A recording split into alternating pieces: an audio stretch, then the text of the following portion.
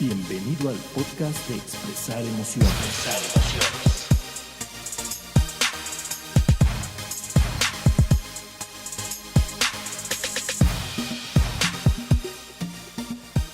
Hola a todos y bienvenidos a una emisión más de Expresar Emociones, en donde cada semana hablamos del mundo de las emociones y temas relacionados con ellas. Yo soy Miguel Ángel Sotomayor.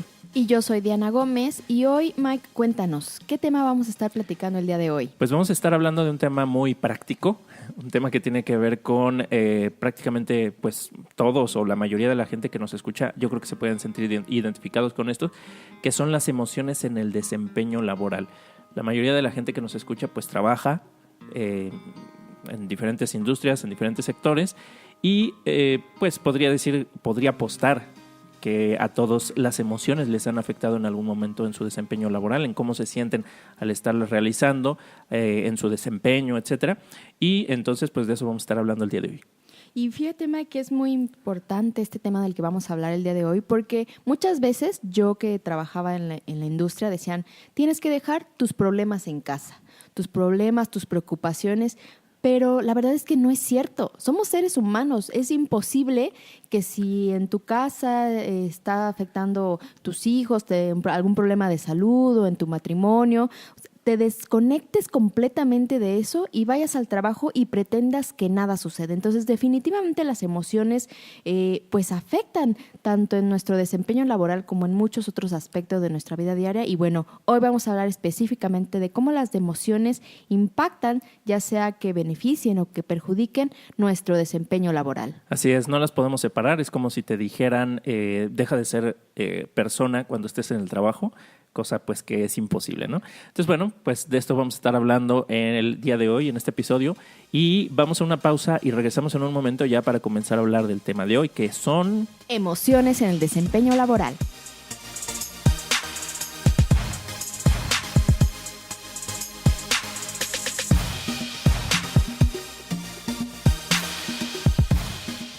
Y ya estamos de regreso para comenzar a hablar del tema de emociones en el desempeño laboral.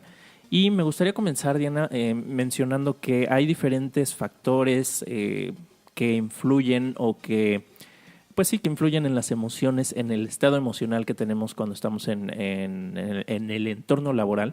Ciertos factores, ciertas prácticas de todos los que forman parte de la organización y que cuando estos están presentes, pues podemos o se puede generar bienestar en el trabajo, un ambiente agradable, un estado en general de bienestar. Ahorita vamos a hablar un poco de eso, pero que también hay ciertas prácticas que conducen a lo contrario y pueden generar malestar que se manifiesta en ocasiones en forma de estrés, que no es la única forma de malestar que hay en el trabajo, pero una de ellas es el estrés. Entonces, me gustaría empezar hablando de esto, del estrés. ¿Qué te parece? Me parece perfecto, Mike. Y sí, efectivamente, el estrés pues, es un factor que puede dificultar el desempeño en el trabajo. Realmente, pues, me gustaría aquí lanzar la pregunta de ¿quién ha sentido estrés alguna vez en el trabajo? ¿O quién no ha sentido estrés? ¿Quién no ha sentido estrés? O sea, creo que pocos podrían decir no he sentido estrés en el trabajo, porque yo definitivamente sí lo he sentido. ¿Tú, Mike? Claro, también lo sé. De hecho, tal vez uno de los ejemplos más recientes fue cuando íbamos a grabar este episodio. La semana pasada lo íbamos a grabar, porque bueno, han de saber que pues los grabamos con anticipación estos episodios, con algunos días o algunas semanas antes de que salgan al aire. Y pues estábamos la semana pasada, íbamos a grabar este episodio y una cuestión de mi empresa se presentó que tuve que resolver y eso me generó estrés. Mucho estrés, lo hubieran visto. Aunque no necesariamente de una forma negativa, o sea, fue porque el estrés no es malo, ¿no? En pequeñas dosis, y esto fue una situación que se pudo manejar. Yo diría, así lo considero por cómo me sentí y por el resultado también que se dio, que fue un manejo adecuado del estrés, o sea, que se utilizó para resolver un problema y que además su duración fue corta. Entonces, pero bueno, ya hablaremos de ese tema después.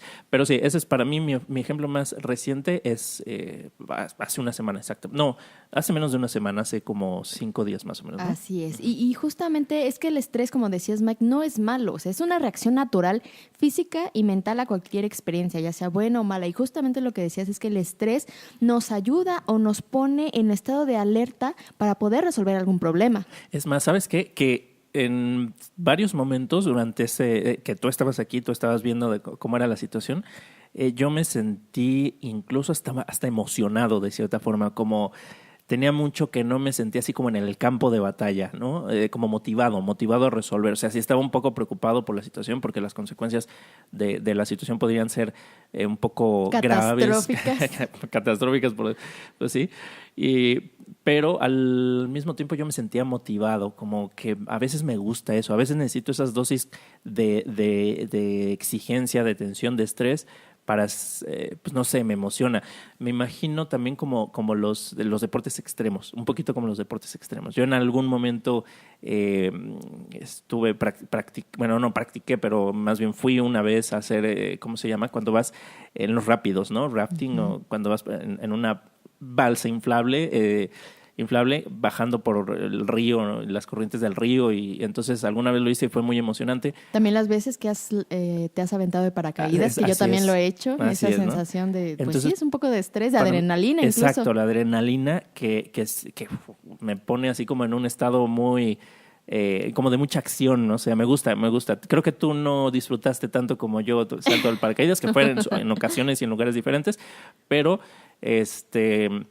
pero bueno, yo lo disfruté, tú creo que lo sufriste. O sea, es un estrés, por ejemplo, que podríamos tomar como ejemplo. Los dos sentimos estrés en el caso particular de aventarnos en paracaídas, cada quien en su propia experiencia.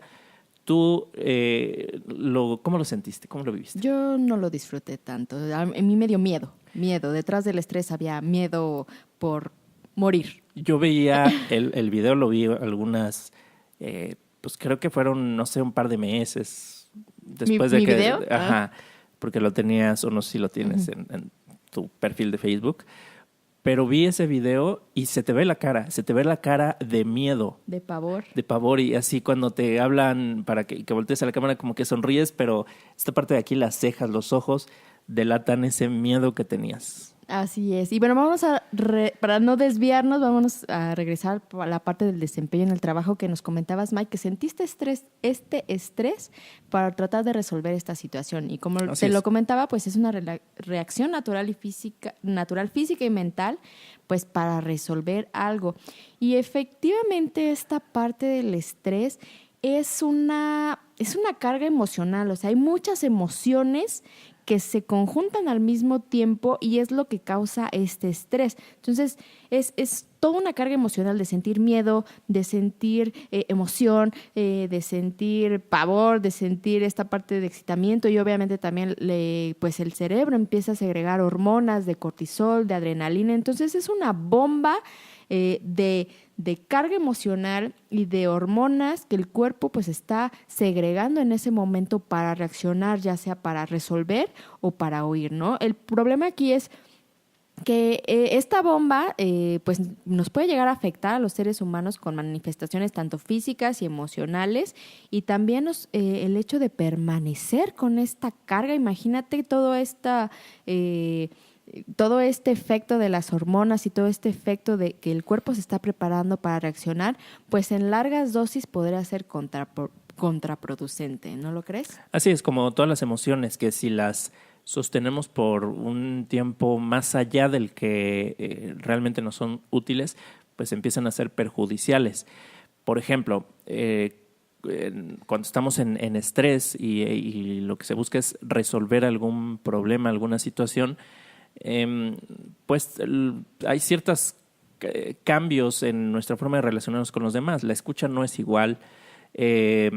No se pueden, por ejemplo, a lo mejor se puede resolver algo, pero no se puede planear porque no se está en un estado de planear a largo plazo, de hacer estrategias, sino que realmente se es muy reactivo, ¿no? Cuando se está en el estrés. Entonces, hablando de las consecuencias tan solo a nivel de relación, dejando un poquito de lado las consecuencias físicas, las consecuencias a nivel de relación es que las relaciones pueden verse afectadas muy rápidamente y muy seriamente cuando se vive bajo estrés constante. En pequeñas dosis es bueno, es positivo, es como si se está incendiando algo, pues no nos vamos a poner a hacer consenso y lluvia de ideas a ver cómo lo hacemos. Es gritar y sacar a la gente y presionar tal vez hasta en ciertos momentos. Claro, es un ejemplo muy extremo. Pero en el estrés nos movemos hacia la exigencia. Yo creo que vamos a hablar en algún momento también de exigencia contra excelencia, porque está muy relacionado con este tema. Pero, entonces, esta es una de las consecuencias. ¿Qué pasa con las relaciones cuando empezamos a vivir y a relacionarnos en ambientes de alta exigencia? Y por otro lado, pues están las consecuencias físicas, el cortisol y la adrenalina, el tenerlos en el cuerpo, en las cantidades en las que se presentan bajo estrés durante un tiempo prolongado, pues pueden traer, traen efectos negativos en nosotros, en la forma en cómo, en la química sanguínea, afectan el colesterol, afectan al sistema inmunológico y pasan muchas cosas. Por eso la gente se termina enfermando, se termina cansando, etcétera. Es correcto, Mike. De hecho, voy a meterme un poquito más aquí justamente en las partes del cuerpo que se ven impactadas o cuáles son las respuestas fisiológicas que desencadenan el estrés. Y después me voy a regresar a lo que decías de la parte de las relaciones. Y efectivamente, bueno, cuando nuestro cuerpo reacciona al estrés, segrega hormonas, ¿no? Ya lo hemos comentado, el cortisol, la adrenalina, y también incrementa nuestro ritmo cardíaco y respiración. Pero no solo ahí, también podemos tener, si ya tenemos este estrés crónico, que muchas personas que están en este ambiente laboral de alta exigencia lo padecen, que son dolores de cabeza, insomnio, presión alta, dolor de espalda, porque bueno, los músculos se empiezan a tensar. También todas estas enfermedades derivadas de un dolor de estómago, a lo mejor gastritis, diarrea, colitis, todas las demás itis que muchas personas también sufren de esto. Incluso hay personas que por estrés también llegan a tener ataques al corazón. ¿Qué más? Hablemos de hemorroides, depresión, diabetes. ¿Por qué? Porque debido a que el hígado segrega glucosa en exceso al torrente sanguíneo, pues puede desarrollar también diabetes.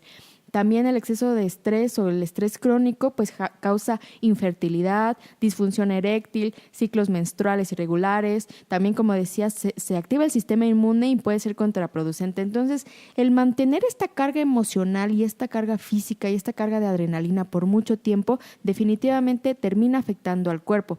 Y ahora sí me regreso a lo que decías, que afectan también a las relaciones. O sea, este estado de tensión excesiva y permanente, si se prolonga, se va a empezar a manifestar en el plano físico, en el plano emocional, en el plano psicológico y en el plano conductual. Entonces, imagínate esta bomba, esta persona que traiga este estrés acumulado crónico y diario vaya a su trabajo.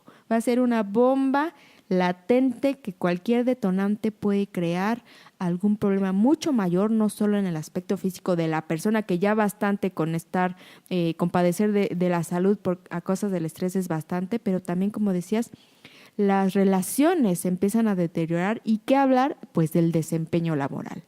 También otra manifestación puede ser, por ejemplo, causar accidentes de tránsito. Yo he sabido de personas que tuvieron algún percance por venir pensando en la solución o por venir muy preocupados, muy estresados o muy presionados sobre alguna situación en particular, que no se estaban concentrando en manejar y que además su forma de manejar, de conducir el vehículo, pues se vuelve más agresiva, ¿no? Por esto mismo que tú mencionabas. Entonces, es una forma de conducción más agresiva que pone en riesgo a la persona y a los que están a su alrededor.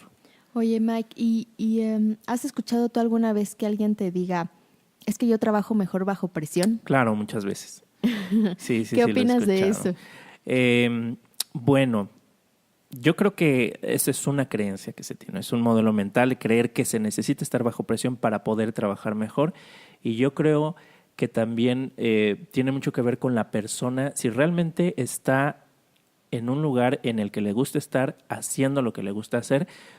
O sea, es decir, si es una persona que no encuentra motivación para hacerlo sin estar bajo presión, pues entonces tal vez esté en el lugar incorrecto. Entonces, no es necesario estar bajo presión para poder trabajar. Si necesitamos la presión para trabajar o para trabajar mejor, tal vez deberíamos preguntarnos si estamos en el lugar adecuado, si necesitamos estar en malestar para poder dar un resultado o un mejor resultado, o si deberíamos estar en otro lugar en el que de una forma más natural siguiendo algo que se conoce como el camino de menor resistencia, pudiera tenerse un mejor desempeño. Entonces, yo creo que las personas que tienen esa creencia, yo no les voy a decir lo que está bien o lo que está mal, yo lo que sí les recomiendo es que valdría la pena que cuestionaran sobre qué es lo que realmente quieren, qué es lo que realmente disfrutan hacer, si están en el lugar adecuado, bajo las condiciones adecuadas, o si tal vez necesitan hacer por ahí algún cambio. Incluso,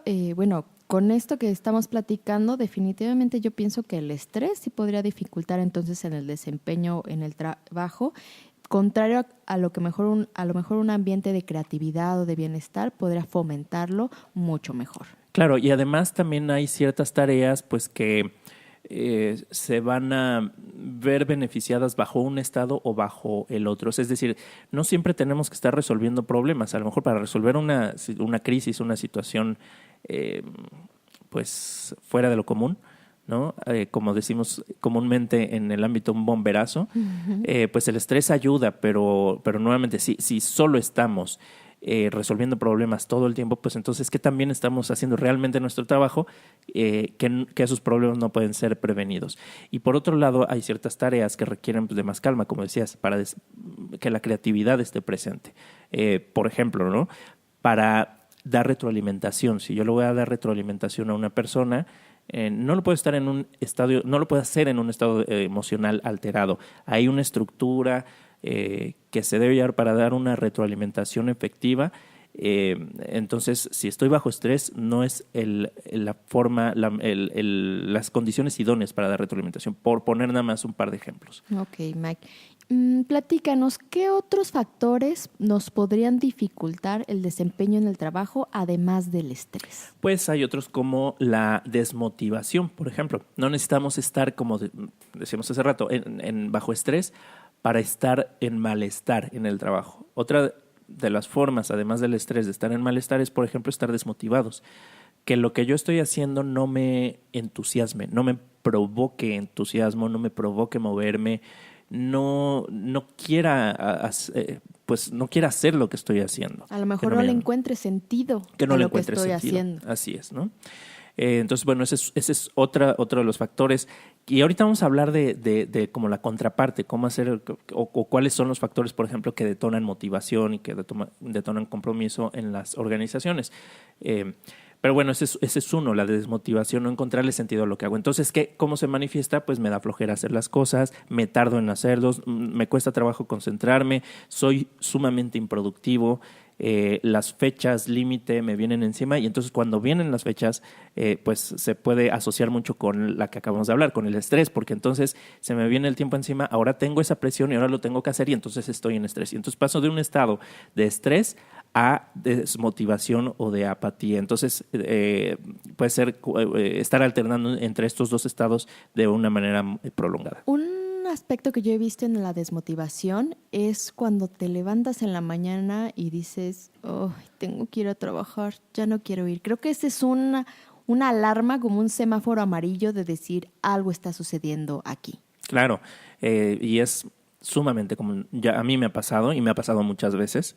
Es más, te podría decir, hay veces que me pasa en el presente, ¿no? A pesar de yo considerar que estoy dedicándome a labores que me gustan, me apasionan, me entusiasman mucho, hay días que no estoy motivado o que la motivación está un poco baja, a veces por otros factores, ¿no? Entonces, otros de esos factores son, por ejemplo, situaciones adversas, ¿no? Entonces, bueno, hablamos del estrés, de la desmotivación, pero cuando estamos también atravesando por situaciones adversas en nuestra vida, por ejemplo, en nuestra vida personal, pues eso también puede constituir un distractor para desarrollar las actividades de una manera óptima o para sentir bienestar al desarrollar las actividades. Entonces, ¿qué situaciones adversas? Pueden ser problemas económicos, por ejemplo, pueden ser problemas en las relaciones como alguna ruptura o puede ser pues a las personas que tienen hijos pues que están preocupados por cómo han visto a su hijo, cierto comportamiento o algo que les da miedo que les pueda pasar a sus hijos, por ejemplo,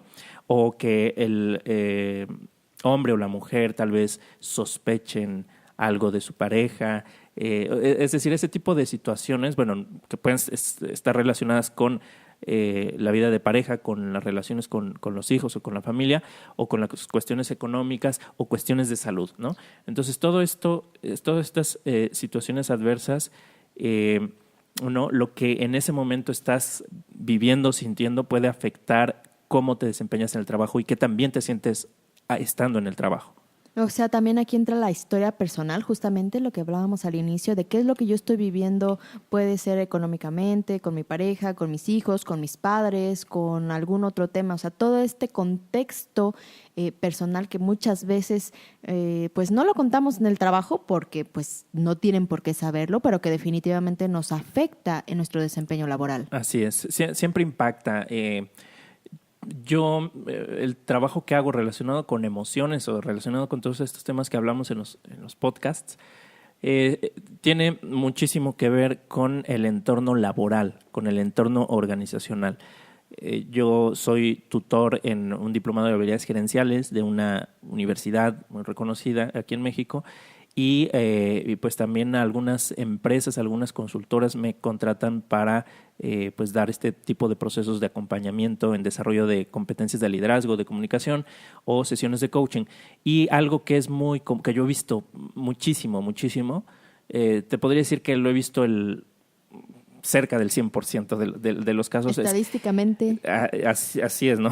Bueno, no tengo así a lo mejor el número preciso, pero sí es sumamente recurrente que cuando hay un problema de desempeño laboral, cuando hay estrés, o sea, siempre hay un tema personal detrás de eso o un tema personal que se vio afectado por cómo se vivía en el trabajo. O sea, la parte personal y la parte laboral siempre están relacionadas. Y siempre en las sesiones, a veces son proyectos en donde con una persona se tiene una sesión, a veces se tienen 4, a veces se tienen 6, o sea, depende si es coaching, si es tutoría, depende del programa, depende de muchas cosas. Pero me ha pasado que al menos en una de las sesiones que tengo con prácticamente el 100% de las personas con las que he trabajado, cientos de personas ya que son con las que he trabajado, siempre sale un tema personal que quieren platicar. A veces para desahogarse, a veces para hablar de ello, a veces, o pues a veces incluso lo tocamos un poquito de manera más profunda para ver cómo eso está afectando en el trabajo y bueno, que la persona pueda moverse de esa situación. Mike, ¿qué nos puedes decir también, por ejemplo, cuando ya hay un aburrimiento en el trabajo? O sea, y lo digo porque lo he vivido, donde ya me sé exactamente mis funciones, ya sé en cuánto tiempo las hago, ya sé cuándo me las van a pedir, ya incluso tengo a lo mejor un archivo automatizado y entonces empieza a dejar de ser un reto. Ya no es algo que me exija o en el cual esté aprendiendo cada vez más y empieza este tema del aburrimiento en el trabajo. Es como cuando pones el pajarito ese de Homero Simpson a picarle al teclado de la computadora porque tú ya no lo quieres hacer para que te puedas ir a hacer otras cosas. Bueno, pues el tema del aburrimiento es un tema pues yo creo muy extenso en el que podríamos profundizar bastante, pero el aburrimiento tiene que ver con ciertos factores que no están presentes en el trabajo, en el entorno. No voy a mencionar todos en este momento porque ya casi nos vamos a un corte, pero te podría hablar de una o dos de ellas que podrían ser una, por ejemplo, que son actividades que ya son rutinarias, que ya no están generando un aprendizaje y que son repetitivas. Entonces, cuando algo ya no genera aprendizaje es cuando suele comenzar a volverse aburrido. Entonces, ese sería uno de los aspectos. Otro de los aspectos es que no es retador tampoco, que están un poco relacionadas, que no es retador. Cuando un objetivo no es retador, cuando algo no me hace moverme de mi zona de confort y me mantiene donde estoy, entonces eso puede conducir al aburrimiento. Pero como te dije, hay más situaciones de las cuales, si te parece, vamos a hablar cuando regresemos de este corte.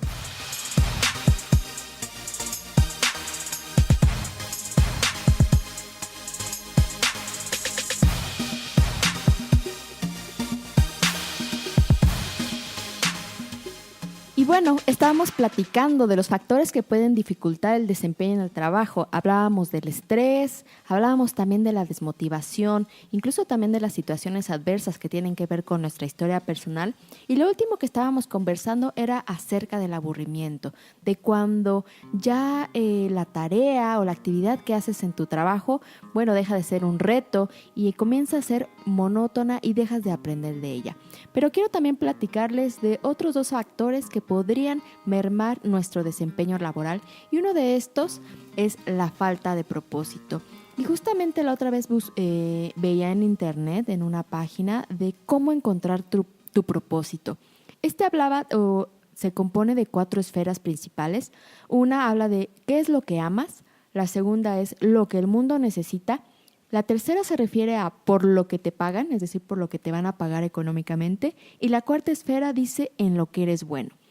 Una vez que unamos estas 2 esferas, podemos encontrar nuestra misión, nuestra vocación, nuestra profesión y también nuestra pasión. Y una vez conjuntando todas estas esferas y todas estas intersecciones, encontrábamos lo que era nuestro propósito. Y hablando específicamente en el aspecto laboral, es ¿cuál es el propósito? ¿Por qué estoy en esta organización? ¿Por qué estoy desempeñando este trabajo? Es decir, no únicamente enfocarnos en cuánto me van a pagar. Ahorita, por ejemplo, lo veo mucho con mis chicos que están tratando de elegir en qué carrera quieren estudiar o a qué profesión se quieren dedicar.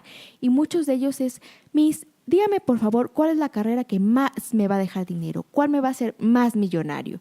Y lo que yo quiero con este comentario es justamente que encontremos en esto que hacemos un propósito, más que ser millonarios, que bueno, a nadie le cae mal unos pocos de billetes extra, pero simplemente encontrar el para qué estoy haciendo las cosas y el por qué quiero hacer o por qué estoy trabajando en lo que estoy trabajando. Encontrar ese propósito que incluso como ser humano nos hace trascender mucho más que solamente trabajar para pagar cuentas, pagar el coche e irme de vacaciones. Claro que es como cuando hay alguna labor, algún trabajo que dices, esto lo haría aunque no me pagaran, ¿no? Ahora, qué bueno que me pagan, ¿no? Qué bueno si Yo me hablaría pagan. de emociones aunque no me pagaran, Mike. Así es. Bueno, pues creo que ya lo estamos haciendo. Nos encanta esto de hablar de emociones. Así es. Y justamente otro aspecto es la falta de realización personal, que es esta parte igual de trascender, que incluso Maslow nos lo establece en esta pirámide tan famosa, donde la base de la pirámide habla de satisfacer las necesidades básicas y fisiológicas. Después nos vamos con las necesidades de seguridad, una necesidad de afiliación o pertenencia, que es el siguiente peldaño en la pirámide, donde aquí habla de las amistades, del afecto, de la pareja.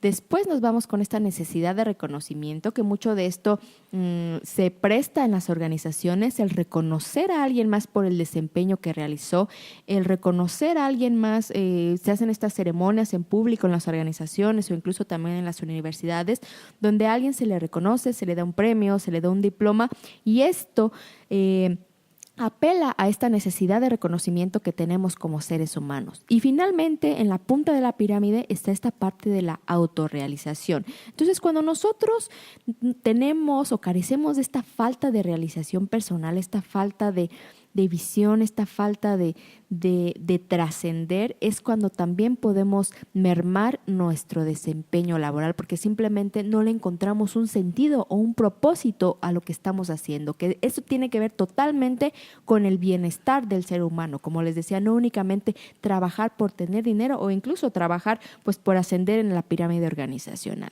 Pero bueno, ya hablamos mucho de los factores que pueden mermar el desempeño laboral, Mike, y me gustaría que nos platicaras ahora más bien qué elementos pueden favorecer el desempeño laboral. Bueno, pues te voy a hablar de varios elementos que precisamente influyen en que nos sintamos bien y podemos dar un buen desempeño, nos sintamos motivados y comprometidos con la labor que estamos haciendo y en el lugar en el que la estamos haciendo. Y varios de esos tienen que ver con lo que ya con lo que tú mencionabas hace un momento de la pirámide de Maslow, ¿no? Las necesidades en diferentes niveles. Entonces, una de esas es, por ejemplo, los objetivos. O sea, un factor, pensemos en una organización cualquiera, uno de los factores que influye en que haya motivación y haya compromiso son los objetivos. Y estos objetivos tienen que ser claros, o sea, tienen que estar claramente establecidos, no que yo tenga que adivinar qué es lo que se espera de mí, sino que lo sepa con claridad. Además, tienen que estar claros en todos los niveles, es decir, al nivel en el que yo me desempeño, qué tan claro tengo lo que tengo que hacer, pero además, qué tan claro tengo el impacto que eso tiene, o sea, mi objetivo en un contexto más grande, como esa, y aquí viene esa parte de propósito que decías, o sea, lo que estoy haciendo es no solo es porque me están diciendo lo que se espera de mí, sino además eso qué propósito tiene o qué fin mayor tiene dentro de un contexto más amplio. Además, los objetivos, por otro lado, tienen que ser realistas y alcanzables, porque si los objetivos que me están poniendo en mi trabajo son demasiado ambiciosos, pero que caen en lo, vamos a decir, en lo irreal, ¿no?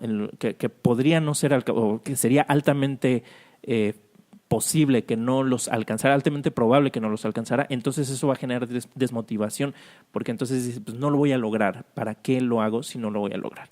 Y también tienen que ser retadores, es decir, no tienen que ser objetivos mediocres, sino que me reten a moverme, a crecer, a dar un extra, ¿no? Entonces, esta es la parte de objetivos. Y ahí entran los famosos objetivos SMART, ¿no, Mike? Por sus siglas en inglés, que tienen que ser objetivos específicos, medibles, alcanzables, relevantes y en un tiempo determinado. Así es, ¿no? Ahora, hay otro factor que es el desempeño de las actividades. ¿Cómo es el desempeño de las actividades? O sea, ¿qué tipo de actividades son? Si este tipo de actividades son rutinarias, son algo que se conoce como actividades estratégicas o actividades algorítmicas, ¿no? Una actividad algorítmica sería una actividad que se puede reproducir muy fácilmente, que no requiere creatividad, que siempre se hace de la misma forma, ¿no? Entonces, si las actividades son rutinarias, esto va a la larga conducir al aburrimiento, como decíamos. Entonces, las actividades tienen que estar balanceadas entre actividades rutinarias, pero también actividades que exijan o que requieran creatividad, porque así estoy ejercitando el cerebro, estoy ejercitando la creatividad y la misma palabra lo dice, estoy creando. Entonces, el hecho de crear es hacer algo que no existe, algo diferente, estar creando algo nuevo, eso también me mantiene motivado.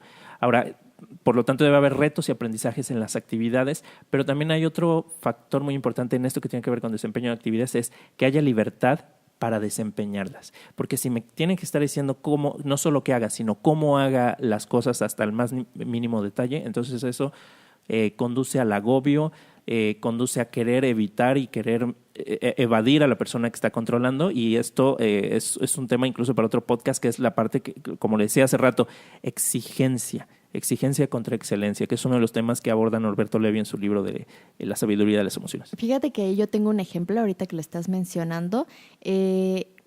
Tenía una jefa, muy buena jefa, no me voy a quejar, pero en ocasiones me pedía hacer presentaciones, ¿no? Ya sea presentaciones para algún cliente o presentaciones para algún director, específicamente para directores, que era con quien más tratábamos.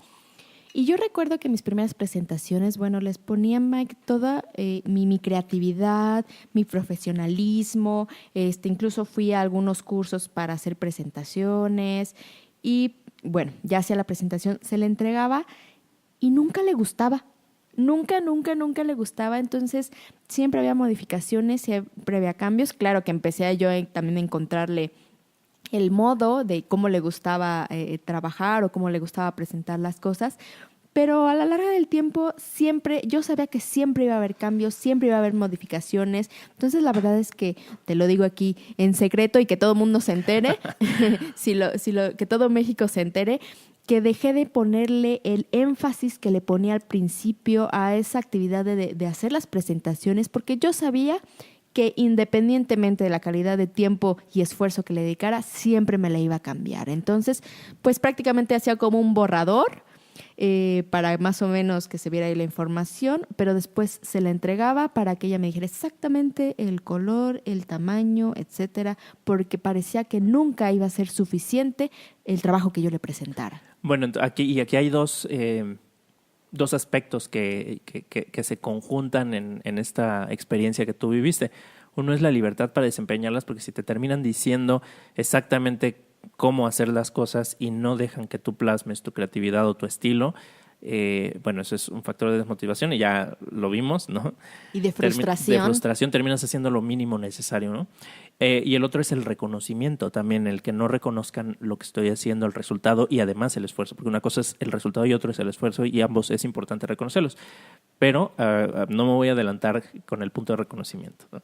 Entonces, bueno, otro punto es que haya la posibilidad de obtener capacitación, que haya mentoring, que haya capacitación, que haya oportunidad de generar aprendizaje dentro de la organización como aspecto o como factor que detona la motivación y el compromiso.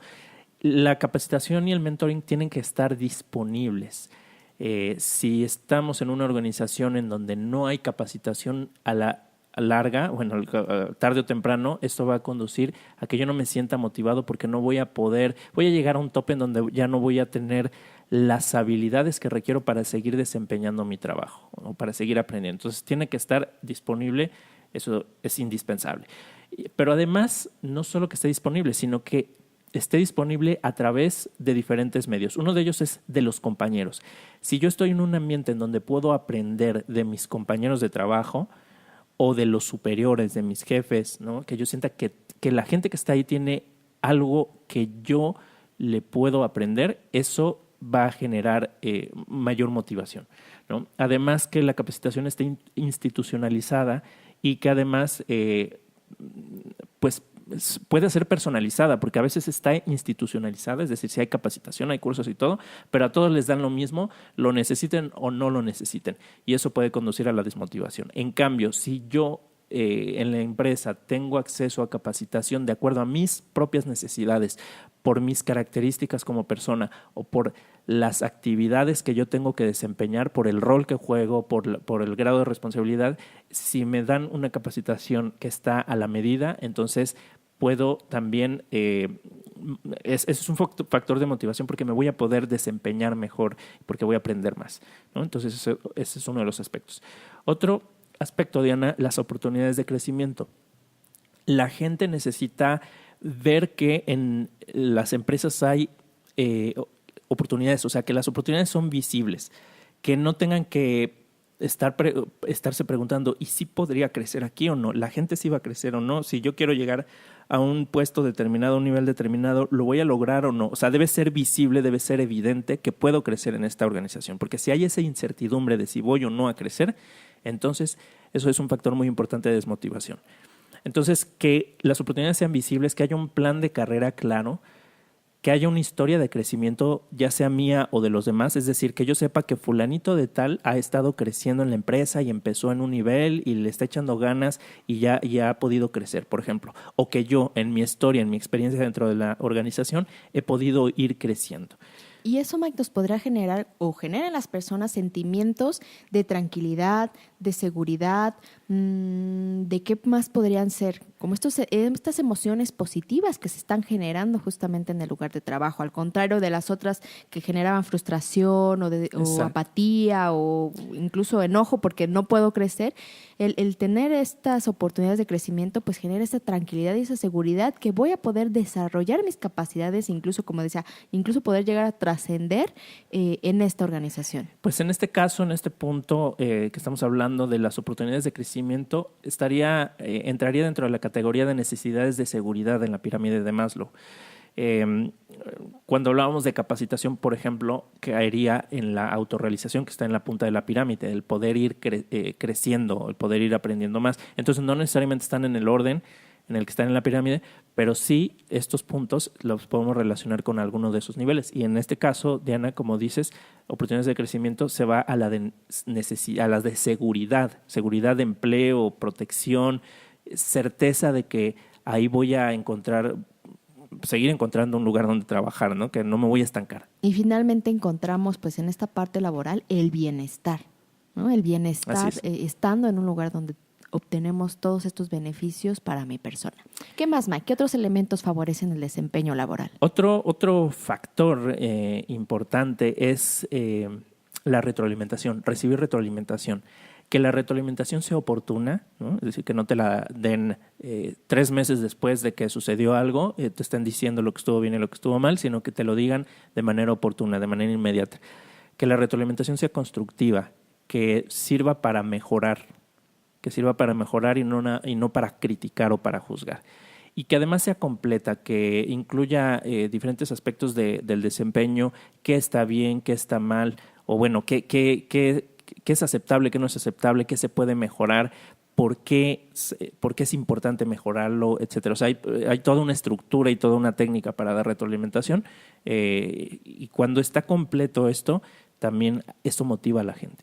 Y yo tengo ahí dos ejemplos, uno de qué no hacer y otro de sí qué hacer en cuanto a la retroalimentación. En el primer trabajo que tuve, ya una vez que me gradué de la universidad, tenía una jefa que, bueno, tenía muchas áreas de oportunidad y manejábamos unos folders con documentos muy grandes, le llamábamos legajos, donde había que revisar la información. Y bueno, al principio yo recién egresada, pues evidentemente no sabía hacer nada, sabía engrapar y sacar copias, ¿no?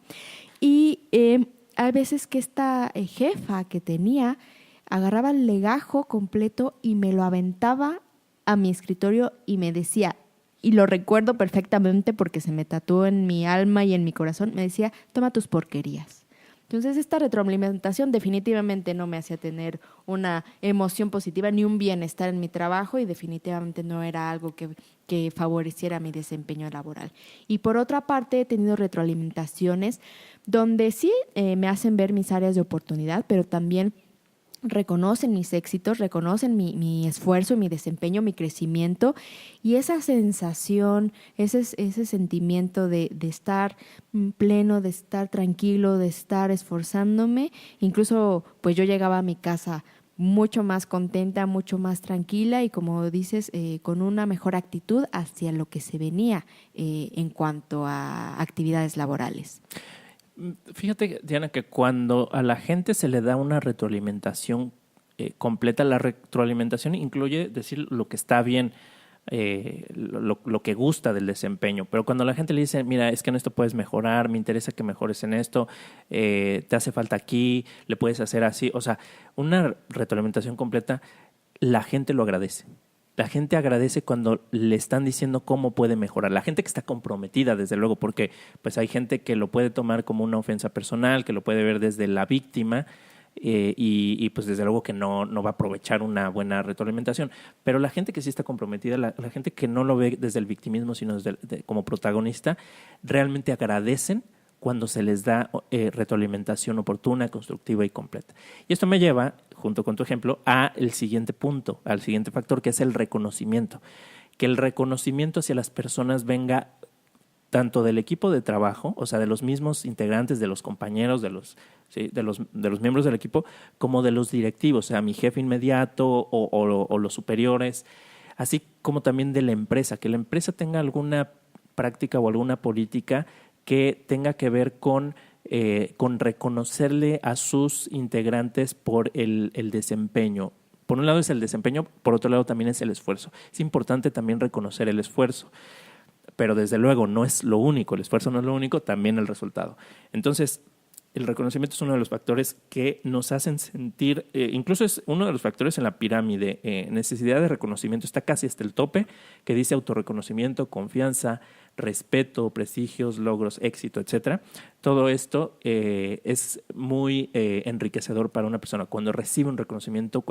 Y ese reconocimiento no tiene que ser un homenaje, ni mucho menos. A veces es esa palmadita en la espalda, ese oye, gracias, esto que hiciste nos está ayudando bastante, me gustó mucho cómo lo hiciste y para adelante. O sea, esas pequeñas muestras de reconocimiento pueden hacer milagros en el estado de ánimo de las personas. Y fíjate que en esta parte, pues muchos autores se están de acuerdo con esto mismo que mencionas. Incluso yo daba clases anteriormente en otra universidad, en la parte de posgrado, y hay una película o un documental que se llama Gung Ho, que es una filosofía compartida por Andrew Charles Longclaw, donde él mencionaba justamente el estimularse unos a otros, es decir, hacer felicitaciones hechas a tiempo, estimular el progreso a través de las mediciones, esta retribución adecuada, esta retroalimentación. Entonces, sí es algo que definitivamente favorece el desempeño laboral.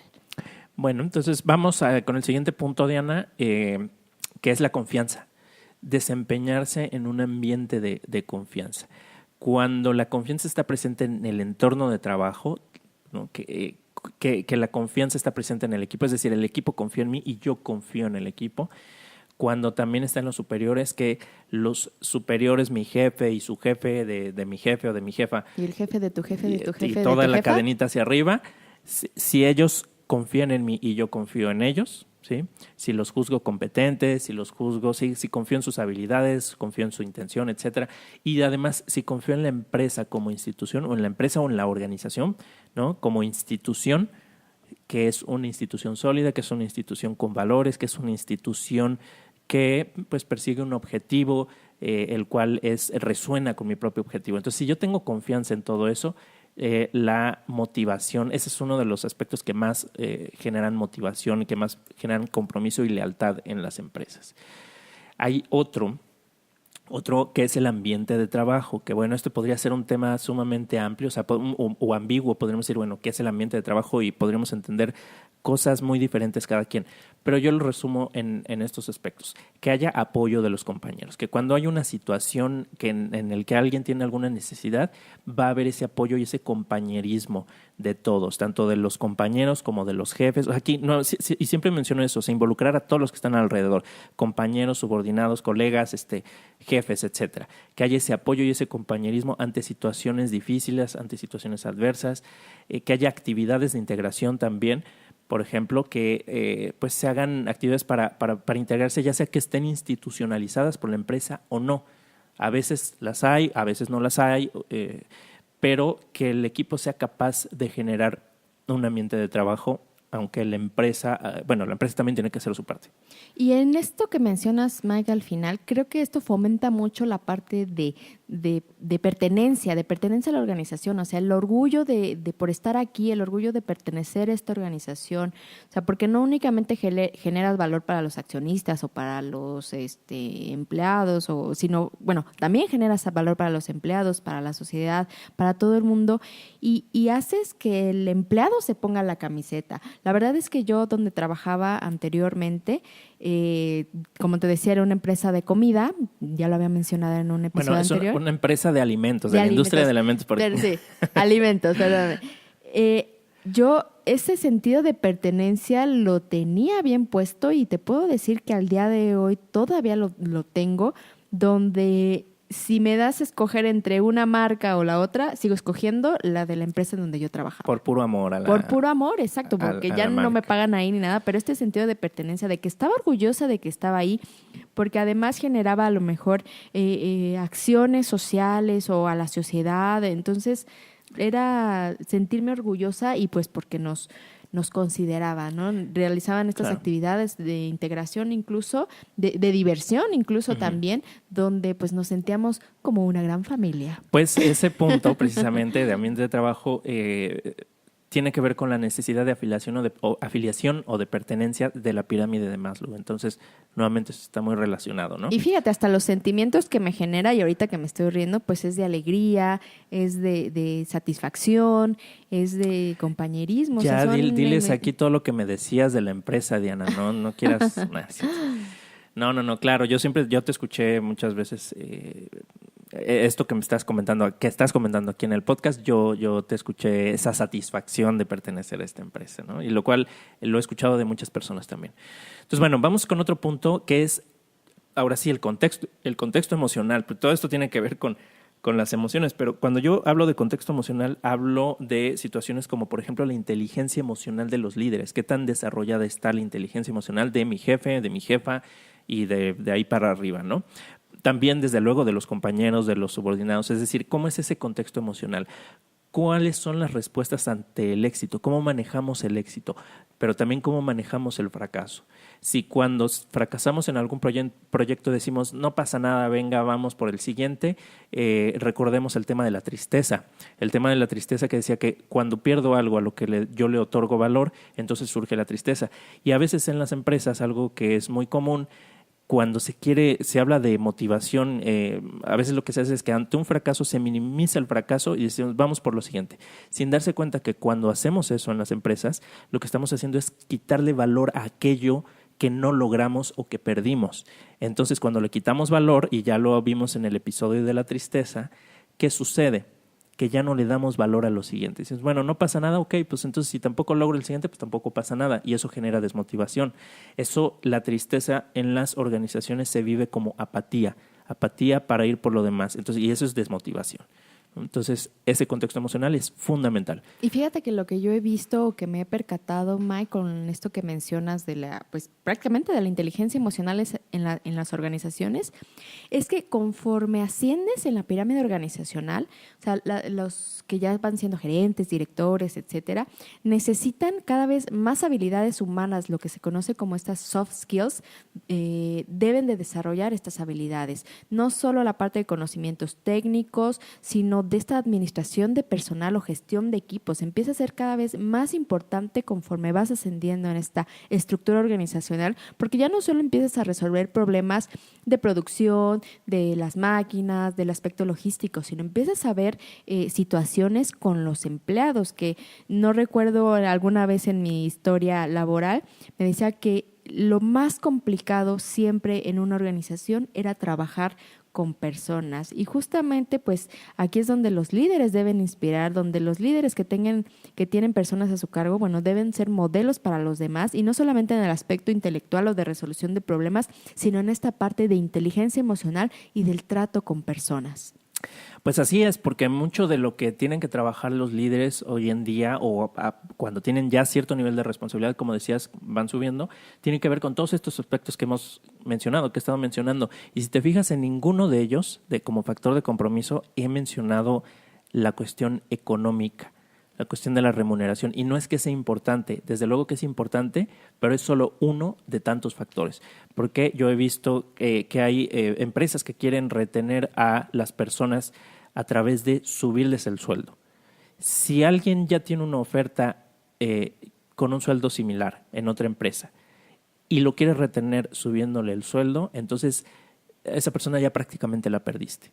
No construiste lo suficiente para que el sueldo no fuera un factor determinante. Un factor determinante, porque una persona puede quedarse y puede rechazar ofertas, y así me lo han manifestado varios participantes, ofertas económicamente más atractivas porque no quieren renunciar a todos estos factores que ya mencioné. Entonces, mientras una persona tenga un sueldo digno, que le alcance para vivir dignamente, que sea competitivo, es decir, que no esté por debajo o muy por debajo del promedio del mercado, ¿no? Para su nivel, para su industria, etcétera. Y que además sea justo por el trabajo que hace, entonces no tiene que ser un gran sueldo. La gente suele renunciar a mayores cantidades de dinero cuando tiene lo básico cubierto, pero además todos estos factores de los que hemos hablado los tiene también cubiertos. Y fíjate que yo ahí tengo un ejemplo, Mike. Yo tenía un excompañero que efectivamente hizo lo contrario que mencionas. A esta persona, recibió una propuesta con un salario mucho, mucho más alto. Por supuesto que, como nosotros decíamos en la empresa, lo agarraron a billetazos. Uh-huh, sí. Esta persona accedió, por supuesto, y se mudó a otra ciudad por este sueldo mayor. Después, este compañero me menciona que cometió un error, o sea, se sentía arrepentido por haber aceptado un sueldo mayor, pero porque el ambiente laboral no era lo que esperaba. Entonces, bueno, ahí tenemos otro ejemplo de que efectivamente no el sueldo lo es todo. Y justamente entonces el líder, aquí por lo que mencionas, Mike, es que el líder debe preocuparse continuamente por el trabajador. Definitivamente no va a ser ni su psicólogo, ni su niñera, ni nada por el estilo, pero sí debe preocuparse por el trabajador, por sus problemas incluso hasta personales, por sus inquietudes de carrera y por sus necesidades en general, ya que finalmente esto va a ser un factor que puede ser determinante en el momento de permanecer en este trabajo, de cambiarse por otro, y también, por supuesto, del desempeño que tenga durante sus labores. Así es. Esto que mencionas es muy importante. Y fíjate que hay un libro que a mí me gusta mucho, que habla sobre motivación. Se llama La sorprendente verdad sobre qué nos motiva, de Daniel Pink. Y él habla de varios de estos factores que he estado compartiendo. También habla de que el sueldo, cuando la gente se sale de un trabajo, o más bien, cuando el dinero es el factor que se pone ahí, te voy a dar más dinero para que trabajes mejor, el dinero no se suele convertir en un distractor. A veces puede dar un un beneficio, pero es de corto plazo. Y después de que dio ese beneficio de muy corto plazo, después no solo deja de dar el beneficio, sino que además actúa en contra, porque ya se convirtió en un distractor. Entonces la gente que se intenta motivar con dinero, después termina más desmotivada que antes de que se les ofreciera esa cantidad. Entonces la gente, y yo también he escuchado historias así, que se fueron porque les ofrecieron más dinero y renunciaron a un lugar donde había bienestar laboral, se arrepienten. Se arrepienten de haber... O sea, ahí es cuando se dan cuenta que el dinero no lo es todo, que el dinero no es la felicidad. Oye, esto, me va a llevar a otro tema completamente distinto, que será tema de otro podcast, pero es como si a un niño chiquito pidiera atención de sus padres y los padres dijeran, no tengo tiempo, pero te regalo un nuevo Nintendo. Claro. Entonces no suple Exacto. esas necesidades, no las satisface. Exactamente, no las satisface, porque son cosas diferentes. Es como querer pagar con una moneda diferente. No, el dinero satisface solo un aspecto de muchos otros que ya vimos. Ahora, ¿por qué todos estos factores, ya para terminar con irnos a la pausa, por qué todos estos factores influyen en el bienestar y en la motivación? Bueno, ya hablamos un poco de eso, pero estos factores de motivación están relacionados con diferentes aspectos. Uno es la actitud de los líderes, que son esas prácticas y costumbres de esas personas que ostentan una figura de liderazgo en la organización y que transmiten a través de su estilo de liderazgo e influyen en el sentir de la gente. Entonces, la actitud de los líderes, como lo podríamos agrupar, varios de esos puntos los podríamos poner que impacta en la actitud de los líderes. Otro aspecto es la guía.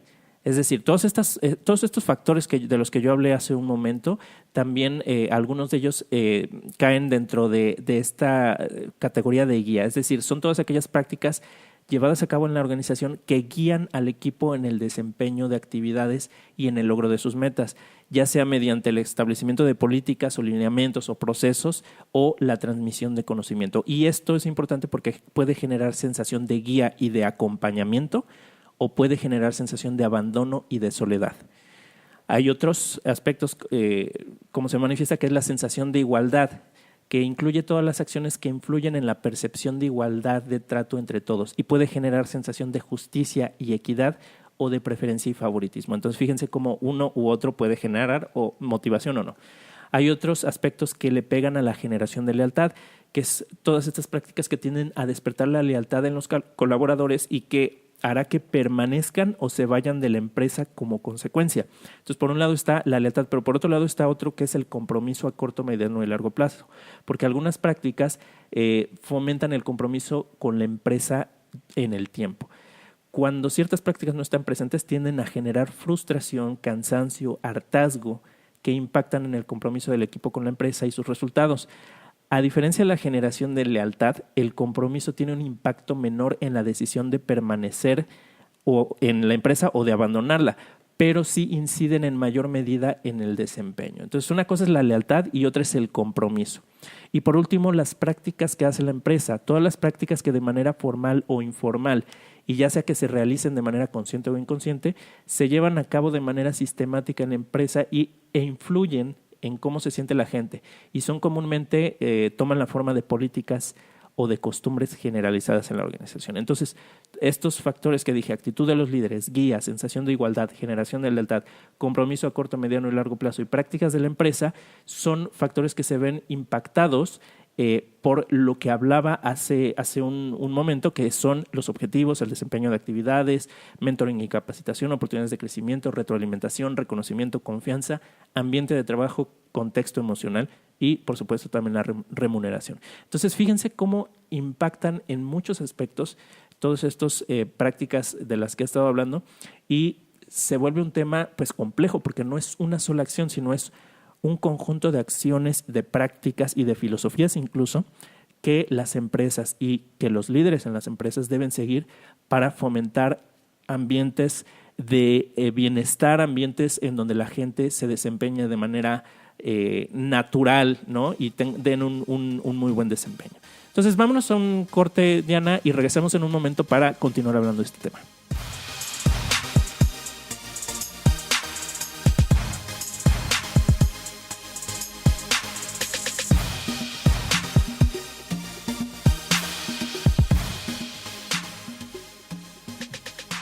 Y ha sido bastante interesante todo lo que hemos estado platicando en este podcast de emociones en el desempeño laboral. Y quiero traer, Mike, voy a platicar nuevamente un poquito de lo que hablábamos en el podcast número 4, en el episodio número 4 de emociones, reflexión y bienestar, donde hacíamos el ejercicio de la rueda de la vida. Si recuerdan, en este ejercicio poníamos diferentes aspectos de nuestra vida, tanto la parte de salud, la parte de relaciones de pareja y sobre todo la parte laboral. Y si en ese ejercicio, si lo realizaron y salió que la parte laboral estaba o había poco bienestar, la calificación era baja, entonces ahorita podemos justamente saber, obtener estrategias para mejorar nuestro bienestar en nuestro trabajo y por lo tanto fomentar nuestro desempeño laboral. Entonces, también algunas estrategias o aspectos que podemos hacer y llevar a cabo acciones específicas para incrementar la productividad es fomentar las emociones positivas. Y justamente Barbara Fredrickson, que ya lo hemos platicado en otros podcasts, ella es profesora de la Universidad de North Carolina, ella menciona que el correcto manejo de las emociones positivas en la empresa genera una mayor satisfacción laboral, es decir, esta felicidad. Y bueno, que esta felicidad se transforma en un aumento de la productividad. Finalmente, Mike, todo lo que nos has platicado, de alguna u otra forma, fomenta este bienestar y esta satisfacción laboral. Entonces, Barbara Fredrickson justamente nos habla de fomentar la alegría en la empresa, que es celebrando los grandes y los pequeños éxitos de la organización. Incluso tú, Mike, nos hablabas de esta parte de diversión, de generar un ambiente alegre en nuestras organizaciones. También podemos establecer o desarrollar la gratitud mutua, que también ya la hablábamos, que es justamente que en la mayoría de las organizaciones se expresa o se manifiesta la importancia de los recursos humanos como uno de los valores principales. Yo he estado en organizaciones donde se establece que el recurso humano, que las personas, que los trabajadores son lo más importante, pero hay veces que la empresa no realmente se lo cree o que las acciones que se realizan parecen ser contradictorias con esta definición de que el empleado es lo más importante. Entonces, en esto pues habría que ser congruente. También otra acción para llevar a cabo este aumento de la productividad es fomentar la serenidad, que es justamente los ambientes laborales serenos, pues permiten un desarrollo de tareas con mayor calidad y creatividad. Lo que decíamos al principio, Mike, que es diferente estar en un ambiente de trabajo donde todo el tiempo se vive un ambiente de estrés o de tensión o de trabajar bajo presión, a un ambiente donde podamos sentirnos libres y de poder desarrollar la creatividad en las acciones que realicemos día a día. Y por supuesto, pues tener un interés por lo que hacemos, ¿no? La organización justamente debe de promover espacios y tiempos pues para la formación y para la innovación. Y aquí yo también meto mucho como la parte de la capacitación. Lo meto en esta parte de interés por lo que hacemos y también el de establecer que los empleados pues son lo más importante para la organización. Yo lo voy a poner en primera persona. Yo como empleado pues estoy interesada en un lugar donde pueda desarrollar mi creatividad, donde pueda mostrar todo lo que sé, pero también donde pueda recibir capacitación, donde día con día puedan yo aprender nuevas cosas, desarrollar nuevas habilidades y entonces crecer como persona, que es justamente lo que tú hablabas de mentoring, de coaching y de seguir aprendiendo. Y bueno, también Barbara Fredrickson nos habla de lo que ya comentábamos, Mike, de esta inspiración del líder, ¿no? De poder tener esta confianza en nuestros líderes y poder tener también esta seguridad de que nosotros podemos hacer y deshacer y utilizar todas nuestras habilidades, ¿no? Sentirnos con esta confianza de que estamos en un lugar seguro y de que confiamos, bueno, en la guía que nos den o en este mentoring, en este coaching que nos den nuestros líderes. Y como siempre lo he dicho, y para los que no lo saben, o sea, yo estoy a favor totalmente de tener programas de desarrollo de la inteligencia emocional en las organizaciones. Sí, es un tema fundamental, Diana, porque muchas de las prácticas que yo mencioné ocurren pero al revés. O sea, por ejemplo, los objetivos no son claros, no hay libertad para el desempeño de actividades, no hay confianza, hay mucha exigencia, la retroalimentación se da mal, ineficiente o no se da muchas veces, no se reconoce a las personas y muchas otras cosas que son el resultado de una falta de inteligencia emocional. A veces se cree o antes se creía que un buen jefe era un jefe al que se imponía a los demás, que es la figura de que Rafael Echeverría le llama el gerente capataz en la figura de la empresa tradicional, que ya se está transformando, ya cada vez es más el líder coach, que es ese gerente o ese líder que acompaña, que potencia las habilidades y las capacidades de su equipo en vez de estar detrás con el látigo casi queriéndole sacar resultados. Entonces, estoy completamente de acuerdo. Debería ser casi que obligatorio que la inteligencia. Yo creo que, bueno, no sé, digo, a lo mejor aquí digo una burrada, pero yo creo que debería ser hasta tan importante o más que la seguridad social que es obligatoria en las empresas, la educación emocional, ¿no? El desarrollo de habilidades emocionales. Y fíjate que ya las empresas empiezan cada vez más a preocuparse en este aspecto de inteligencia emocional, que incluso, como ya lo había comentado, ya dentro de los sistemas de gestión de calidad, de estas acreditaciones de ISO 9000 y etcétera, también ya se establece acciones o peticiones para desarrollar el bienestar de los empleados en las organizaciones. Entonces, poco a poco, estas habilidades emocionales, este enfoque para el bienestar de los empleados se empieza a permear y empieza a ser un requisito en las distintas organizaciones. Esto lo he visto poco a poco, cómo ha estado entrando y cómo te digo, empieza a ser un requisito incluso para poder certificarse en estos sistemas de gestión. Entonces, me gusta esta parte, veo un futuro prometedor, porque finalmente las empresas y su desempeño laboral, su productividad está totalmente basada en la gestión de las emociones, obviamente en la parte de la infraestructura y en las capacidades de los empleados y etcétera, pero de persona a persona las habilidades o el bienestar emocional es lo que va a generar un mejor desempeño en nuestras actividades cotidianas laborales. Y es que incluso cuando se tiene gente talentosa y gente con mucha capacidad en el equipo, si el líder el líder puede, por una falta de inteligencia emocional, puede no ser capaz de aprovechar estas habilidades del equipo, de ponerlas a servicio del objetivo de la organización.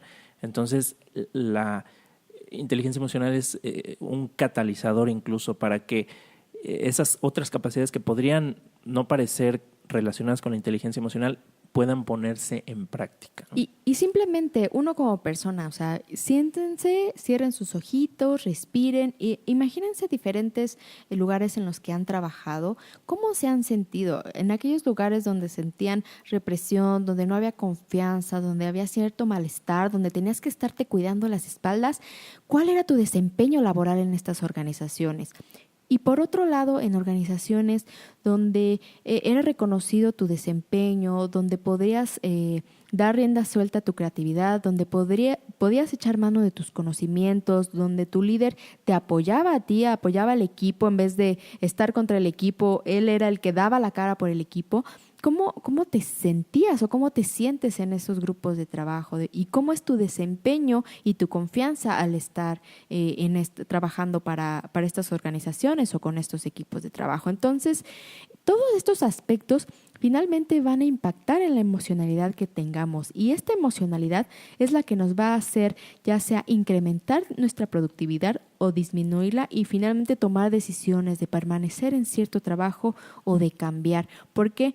Porque como seres humanos pocas veces nos vamos a mantener trabajando en un lugar donde no estemos a gusto, donde no tengamos bienestar. Siempre, por simple naturaleza del ser humano, vamos a estar buscando nuestro bienestar. Así es, Diana, y yo creo que esto nos deja una reflexión muy interesante acerca de la importancia de considerar todos estos aspectos de los que hemos hablado en la productividad de las empresas. no es solamente una cuestión de buena voluntad o de querer ser buena persona con los demás, que yo creo que eso siempre debería estar presente, pero a veces no es así, sino que es incluso un tema de estrategia. O sea, las empresas que no se han sumado a promover ambientes de trabajo, a promover todos estos aspectos de los que hemos hablado en este episodio, si no lo ven desde el punto de vista humano, que lo ven desde el punto de vista económico, porque es una inversión. Estratégico. Exacto, invertir en el bienestar es cuestión de estrategia, es una inversión, no es un gasto, no es, o sea, eso tiene un retorno que es real en términos económicos, por lo que ya hablamos, la productividad, etcétera. Entonces, el costo de los equipos desmotivados es sumamente alto, ¿no? Baja productividad, desperdicio, retrabajo, rotación, etcétera. Exactamente, la rotación, ¿no? Uno de los muy importantes. Entonces, pues este es un tema que las empresas no pueden negar. Hay muchas que ya están volteando a ver el tema del bienestar, pero hay pues otras que aún no lo están viendo. Y es cuestión de tiempo para que empiecen a manifestarse la diferencia de competitividad de las empresas que tienen un buen ambiente de trabajo de las empresas que no lo tienen. Oye, Mike, ¿y existen, si yo soy una empresa, existen herramientas para saber cómo se sienten mis empleados? ¿Cuál es su estado de bienestar?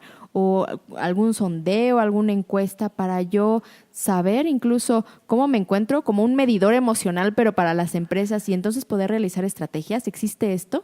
Pues fíjate, Diana, que ahora que lo mencionas, uno de los servicios que ofrece mi empresa es precisamente un diagnóstico acerca de este tema del que hemos estado hablando, y nosotros pues le llamamos un estudio de motivación y compromiso en las organizaciones, ¿no? Que tiene como objetivo el conocer ese estado de motivación y compromiso del equipo de trabajo y de sus integrantes, así como cuáles son los factores que lo favorecen o lo limitan y que pueden impactar en el futuro para con ello diseñar y ejecutar acciones que aseguren un mejor desempeño de los miembros de la organización. Entonces lo que hacemos es aplicamos un diagnóstico, una evaluación en línea en donde los miembros de la organización responden a diferentes reactivos que abarcan todos estos temas de los que hemos estado hablando, y con esto nosotros hacemos un diagnóstico y también trabajamos de la mano con los directivos de las empresas para generar los planes de acción derivados de los resultados que se observaron sobre los diferentes niveles de motivación de cada uno de los aspectos que ya vimos. Y con esto se define una estrategia para corregir lo que haya que corregir, mantener lo que ya se esté haciendo bien y lograr un mejor desempeño y un mejor bienestar de los miembros de la organización. Y finalmente una mayor productividad, ¿no?, en la organización. Así es, todo esto tiene como consecuencia que la productividad se incremente y pues que los indicadores de desempeño de la empresa pues mejoren, ¿no? Se vayan para arriba. Entonces ofrecemos este servicio junto con varios otros servicios, pero este es uno de los que nosotros ofrecemos, así es que pues aprovecho el comercial para que se pongan en contacto con nosotros. Me pueden escribir a mi correo de Expresar Emociones, que ahorita se los repito, pero también al correo de info@evaluaciones.online o a info@qibc.mx, y ahí les podemos brindar información sobre este estudio que hemos diseñado con años y años de experiencia y cientos de entrevistas y de interacciones con ejecutivos, con directivos, con gerentes de empresas, pues desde empresas pequeñas y medianas hasta empresas multinacionales. Entonces, pues bueno, si consideran que esto podría ser útil para sus empresas, nos ponemos a sus órdenes. Y ya este es el fin del comercial. Pero la verdad es que es bastante interesante que ya existen este tipo de herramientas, porque como decíamos, o sea, la organización también es un ente vivo. Es un ente vivo que tiene una historia, un contexto, una emocionalidad, un ambiente, y bueno, cada una de las personas que van a esta organización o a este trabajo día a día a trabajar, pues llevan sus contextos, llevan sus historias, llevan sus emociones y finalmente llevan también sus relaciones. Entonces, todo este aspecto de la emocionalidad, que a mí me encanta la palabra de emociones y hablar de estas, no únicamente atañe a la persona, que por supuesto es la primera que lo siente, que lo vive y que lo tiene que aprender a gestionar, o que sería recomendable que lo aprendiera a gestionar, también se traslada trasladada a un ambiente macro que sería pues las organizaciones. Y bueno, en mi caso también a las escuelas, y todo mundo debería poder desarrollar estas habilidades emocionales. Claro, ¿no? Estoy de acuerdo. Muy bien, Diana, pues creo que con esto hemos llegado al final del episodio de hoy. Fíjate que me ha resultado muy interesante, tal vez porque está muy alineado con lo que yo hago de manera cotidiana, ¿no? Yo ya te quería cortar y Mike no, seguías platicando, Perdón. porque es muy, muy interesante, la verdad. Entonces, bueno, esperamos que hayan, pues les haya resultado interesante, que hayan, esto les haga sentido y les dé pues les aporte algo a su visión sobre pues el entorno laboral, las emociones y todos estos temas que hablamos semana con ustedes. Así Entonces, es, que no solamente vean el trabajo como voy a trabajar para ganar dinero, sino hay algo más. El ir a trabajar como ser humano atiende a nuestras necesidades, como lo veíamos en la pirámide de Maslow, desde las necesidades básicas de seguridad, de alimentación, hasta el trascender como ser humano. Es un propósito, ¿no? Es un propósito, no es nada más voy a trabajar para poder comprar y para poder comprar mis alimentos, sino tiene que ver mucho, mucho más, y si se fijan, es el ser humano, el trascender, tanto como persona como con organización.